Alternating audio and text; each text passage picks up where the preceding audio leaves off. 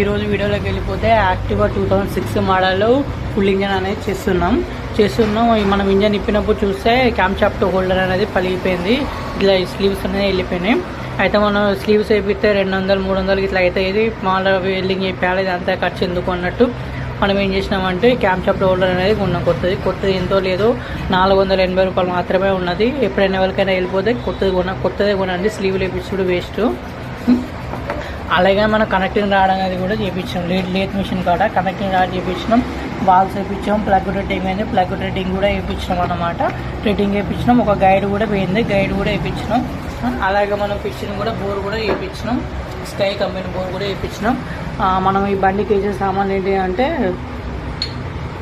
ఇది పోయింది, rulers plate అనేది మొత్తం పోయింది. Rulers plate వేయించినాం.